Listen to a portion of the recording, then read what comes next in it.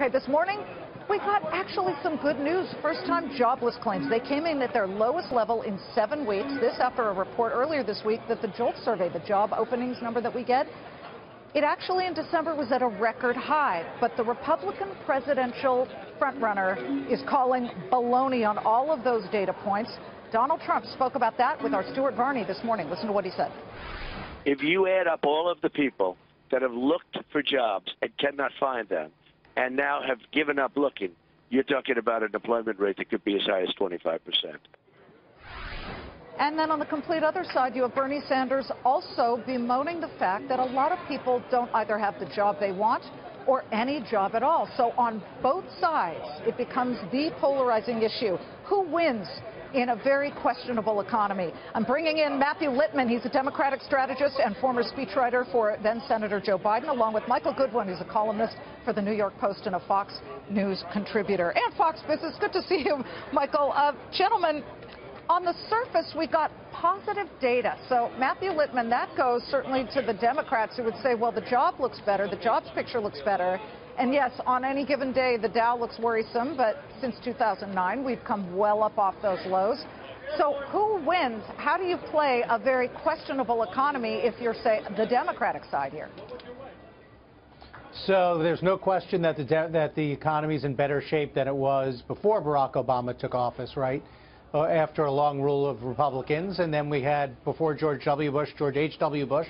Bill Clinton did better than George H.W. Barack Obama did better than George W.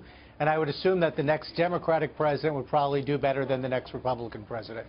But let me also say this. I just love being on with a reporter from the New York Post. It's my favorite newspaper, Michael. I disagree with almost everything that you write, but I love the New York Post. It's so much fun to read, Michael. It really is. And you talk to any CEO, they say, oh, we all pretend we're reading the Times or the Journal first, right, but we kind of reach for the Post first. And certainly your columns have been very tough on Barack Obama. But let me just shunt this here to John Kasich, who had a very nice showing in New Hampshire by making the economy a real cornerstone, and it worked for him.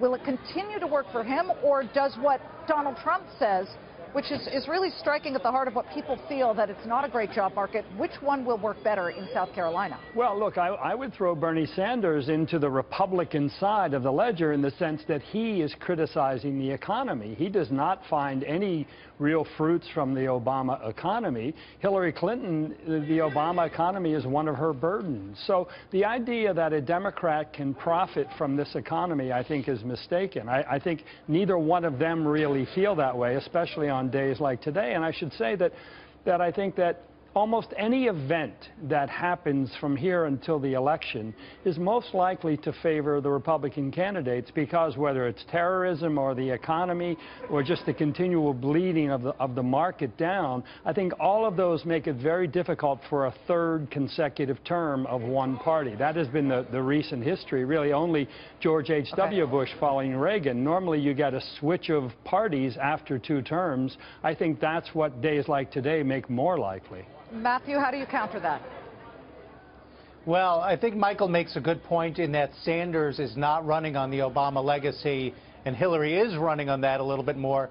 And I think what you're about to see now is a real divide between the two of them, between Obama and Hillary. This really gives, between Hillary and Sanders, this really gives Hillary an opening that she may not have had before, because Sanders is being pretty critical of Obama. On the Republican side, I just have to tell you that John Kasich is by far the most likely general election candidate to win. If it's Trump or Cruz, it's very hard to see how they could beat Hillary in a general election. Okay, and finally, yesterday, Carly Fiorina and Chris Christie stepped aside. Where is Ben Carson in all of this discussion when, Michael, we have the Black Caucus endorsing Hillary Clinton, and you've got Bernie Sanders trying to curry favor with the black vote?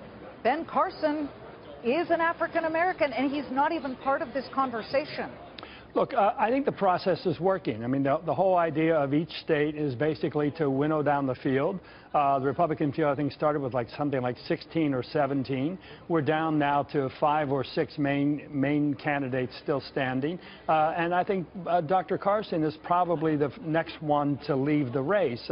After a while, it just gets frustrating, it gets pointless, and they don't have money. So they run out of time, they run out of money because they don't have enough votes. And look, look, I think that we are down now in South Carolina to a very different demographic, and in Nevada as well for the next two states for both parties, although they switched the order.